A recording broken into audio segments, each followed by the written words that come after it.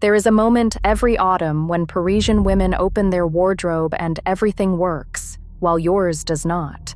The summer clothes look thin, the winter clothes look heavy, and the pieces in between, the ones you bought precisely for this time of year, somehow make you look bulkier than the coat you are trying to avoid. You are not imagining it. And the problem is not the pieces. French women over 60 do not solve autumn layering by buying warmer clothes. They solve it by owning 7 pieces that fit inside each other. This is the French capsule wardrobe for autumn. Every piece has a job, and every piece has a position. Take one out, and the others still work. Add something that does not belong to the system, and the whole thing collapses. That is the part almost nobody explains. Autumn is not a warmth problem. It is a layering problem. And autumn layering is not about how many things you put on. It is about the order they go in, and how much room each one leaves for the next.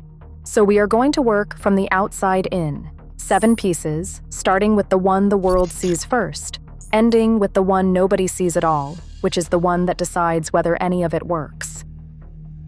Number 7. The outer coat. The outermost layer is the only piece that has to survive weather. That single requirement changes what it can be made of, and French women settled this question a very long time ago. The answer is gabardine. Thomas Burberry developed gabardine in 1879.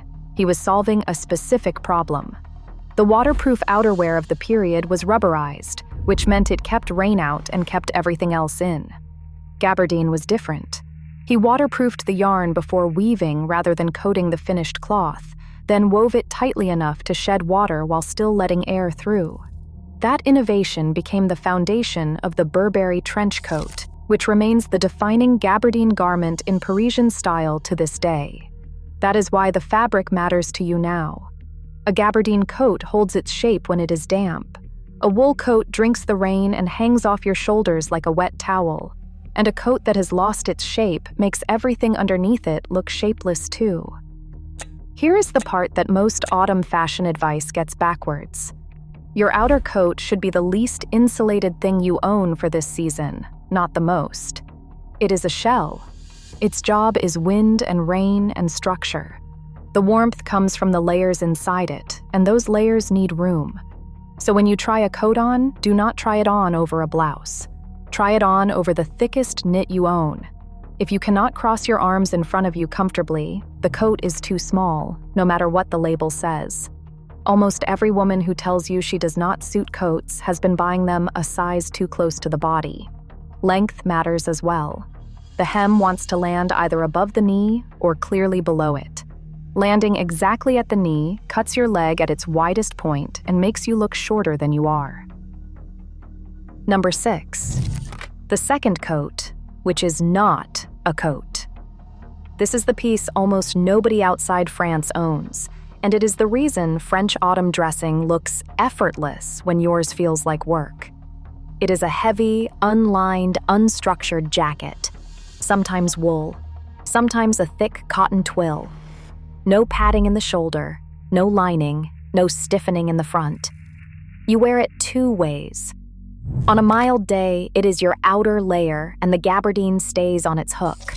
On a cold day, it goes underneath the gabardine, and it is doing the work a lining would do in a heavier coat.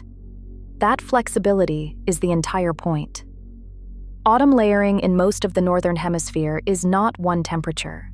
September mornings and November afternoons are 2 different climates, and the 6 or 7 weeks in between move constantly. Owning 1 coat for warm days and 1 coat for cold days means owning 2 coats that each spend most of the season unused. Owning a shell and a mid-layer means owning 2 pieces that both work for the whole season, separately and together. The thing to check when you buy it is the armhole. It needs to sit high and cut relatively small. A high armhole lets you lift your arm without the whole jacket lifting with it, and more importantly, it leaves room for the coat to go over the top. Low, wide armholes are comfortable on their own and impossible to layer. You will also want it slightly cropped compared to the coat. 2 hems at the same height read as a mistake. 2 hems clearly apart read as a decision. Number 5. The knit that carries the system. Now we are inside the outerwear, and this is where the money goes. Not the coat, the knit. French women over 60 spend disproportionately on this layer, and they buy fewer of them than you would expect. 2 or 3, worn constantly, replaced rarely. The reason is mechanical rather than sentimental. Fine animal fibers are measured in microns. A micron is 1,000th of a millimeter, and the diameter of the individual fiber decides almost everything about how the finished knit behaves. Finer fibers are softer against the skin, and they are also more flexible, which means a knit made from them drapes downward instead of standing away from the body. Cashmere sits at the fine end of that range. Good merino sits slightly above it. Both are considerably finer than standard sheep's wool, and you can feel the difference before you can articulate it. Now, what this means in practice is not that a thick knit fails to keep you warm. It keeps you warm.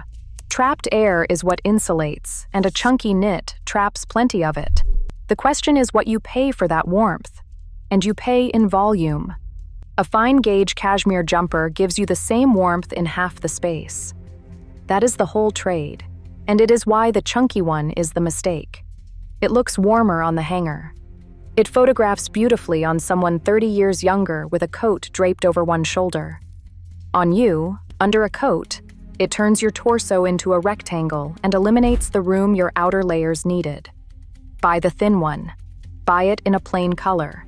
Buy fewer of them and spend the difference. And check the shoulder seam. It should sit at the edge of your actual shoulder, not below it. A dropped shoulder seam is a design choice that reads as a fit failure once anything goes over the top. Number 4. The shirt layer.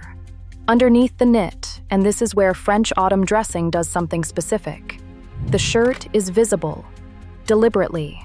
Collar out over the neckline of the jumper, cuffs out past the sleeves. That is not an accident of getting dressed quickly. It is doing a job, and the job is framing.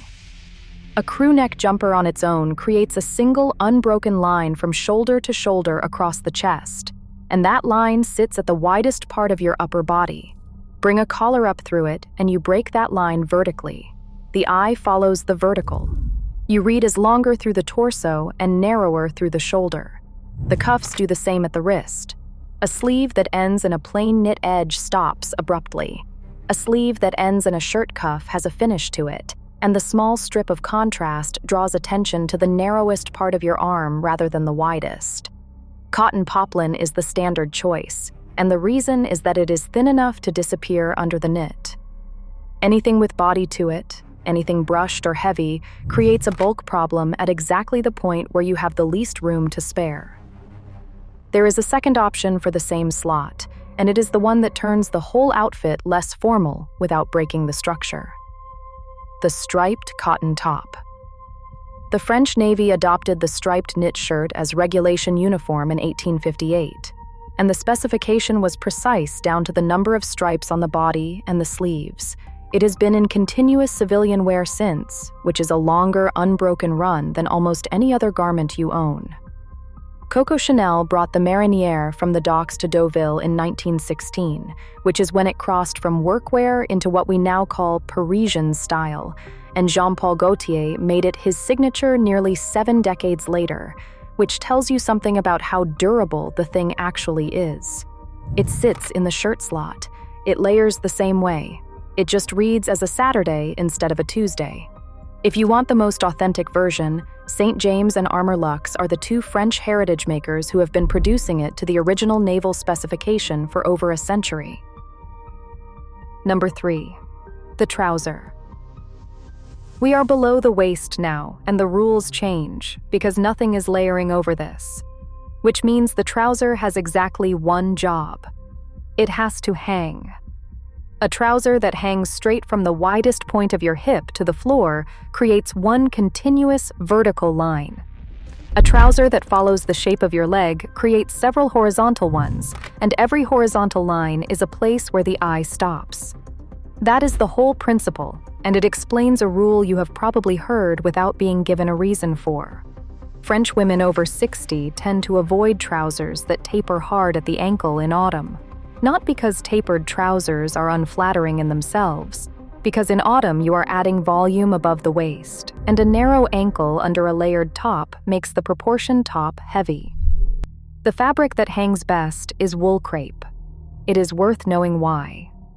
Crepe is made with tightly twisted yarn, and the twist creates a slightly irregular surface with weight and give. That combination is what lets it fall in a straight line, rather than clinging or holding a crease from where you sat. Check it in the shop by holding the leg up by the waistband and letting it drop. If it swings and settles, it will hang on you. If it stays where you put it, it will hold every wrinkle you give it. Full length, hitting the top of the shoe. Not cropped. Cropped trousers in autumn expose the ankle at the exact moment the weather makes bare ankles look like an oversight rather than a choice. Number 2. The shoe. 2 pieces left, and this one is short because the shoe is not doing anything complicated. It is closing the line. The trouser creates a vertical. The shoe either continues it or interrupts it. A shoe in the same tonal family as the trouser continues it, and your leg reads as one length. A shoe in sharp contrast interrupts it, and your leg reads as ending wherever the contrast starts. That is the entire mechanism, and it is why the loafer and the flat ankle boot have been the autumn default in France for decades, while everything else rotates. Both have low, flat profiles. Both have a closed vamp, meaning the top of the foot is covered rather than exposed. A closed vamp continues the line of the trouser. An open one cuts across the foot and shortens the whole leg. Worth knowing that the modern flat has a specific origin, and it is not the one most people assume. Rose Repetto opened a workshop in Paris in 1947, making shoes for dancers. In 1956, Brigitte Bardot came to her with a request. She wanted a shoe she could wear in the street that felt as light as the ones she danced in. So Repetto did not simply hand over a ballet slipper. She built a shoe for pavements, a small stacked heel to survive them, and the stitch and return construction carried straight over from the dance shoes, which is the method that gives the shoe its suppleness. It was designed from the start to be walked in for hours, which is the actual test. If you cannot walk to the shops and back in them, they are not autumn shoes, whatever they look like standing still. Number 1. The piece nobody sees. And here is the one that decides everything. The base layer. The thin thing against your skin, underneath the shirt, underneath the knit, underneath both coats. The piece you do not think of as clothing and never photograph. Everything above it is sitting on it. If it has any bulk at all, that bulk multiplies through every layer on top. A base layer that adds 4 millimeters across the torso adds 4 millimeters under the shirt, which changes how the knit sits, which changes how the jacket closes, which changes how the coat hangs. This is why 2 women can own the same coat, the same jumper, the same trousers, and look completely different in them. It is not the coat. It is what is underneath, 4 layers down. So the base layer is fine merino or silk jersey or a fine cotton with some stretch. Smooth, close to the body, no seams that stand proud, nothing ribbed. Ribbing creates ridges and ridges telegraph upward through everything. French women replace this layer regularly and without ceremony, which is the opposite of how most of us treat it. A base layer that has been washed 100 times has lost its recovery. It no longer sits flat. It bags at the waist and bunches under the arm, and it does all of that invisibly while you blame the jumper. Check yours tonight. If the hem has gone wavy, or the fabric no longer springs back when you stretch it, it is finished, and it has been quietly undermining every outfit you have built on top of it. 7 pieces. A gabardine shell, an unstructured mid-layer, a fine knit, a shirt that shows at the collar and cuff, a trouser that hangs, a shoe that closes the line, and a base layer that gets out of the way. A complete French capsule wardrobe for autumn, and not a single piece that will look dated in 3 years. Notice what is not on that list. Nothing seasonal in the decorative sense. No specific color you have to buy this year. Nothing that will look dated in 3 autumns. That is because the system is structural, not fashionable. The 7 pieces work because of where they sit relative to each other, and that relationship does not change when the trends do. Start from the inside. Most women build a wardrobe from the coat inward and wonder why nothing fits underneath. Build it from the base layer out, and the coat is the easy part.